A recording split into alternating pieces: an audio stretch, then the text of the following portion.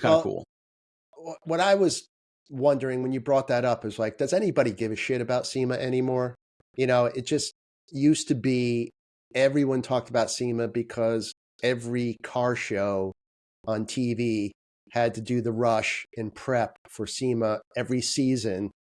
And a lot of those shows have just kind of disappeared. Well, they went to YouTube for a while, general right? public, right? Mm-hmm. But would the general public still be interested in SEMA, and is it important to SEMA? And I was wondering the same thing, and so I did a little bit of research, and the answer is yes. It just happens to be shifting in focus a little bit as the younger folks wane on their enthusiasm for these vehicles, and the EV crowd keeps growing. Mm-hmm. That SEMA has to grow and change as well. But as far as SEMA reports that U.S. consumers spent $52.65 billion in 2024 on vehicle accessories and modifications. That's not a small number. No, that's a lot. Yeah. Not a small number.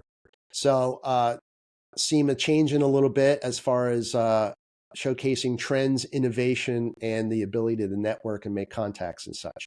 So the one thing that I noticed, Matt, you had shared a YouTube video of some of these reveals. I just remember 10, 15 years ago, whatever, that when there was a reveal at SEMA for these builds, there were hundreds of people around. And on these video that you share, on the video you shared, you go through it and there's 30, 50, maybe 100 people.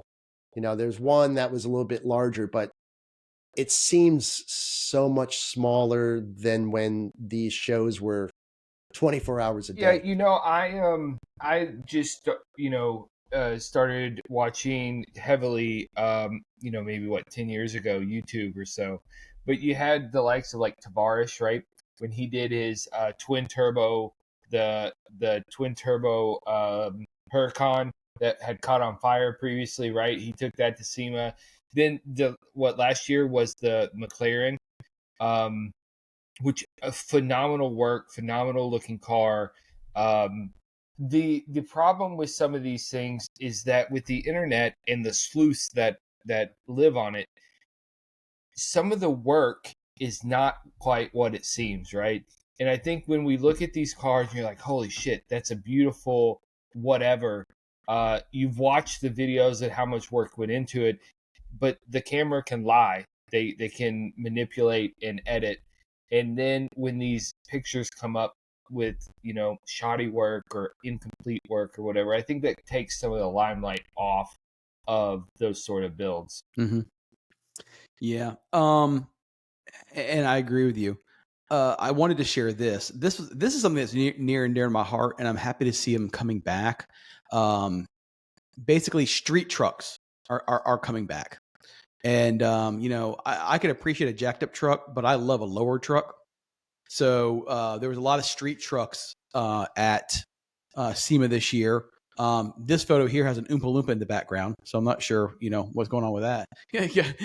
So this is a lower truck, and this dude's not even coming up to the tailgate. So, what?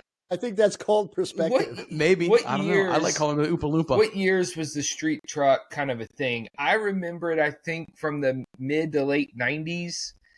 Yeah, I mean, they were really coming to play, with like the lower sideways, trucks, like, license plate on the tailgate and all the handles shaved and whatnot. Yeah, late 80s into the mid to late 90s. Well, yeah. Wouldn't it be a natural transition if we are so focused on big truck culture right now, Mm-hmm. right? So not only were there trucks everywhere at SEMA, but if everything's been jacked up and lifted, at some point somebody's it's going to go completely the opposite way.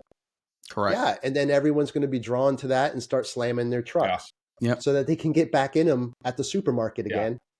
Yeah, that's and right. Drive off.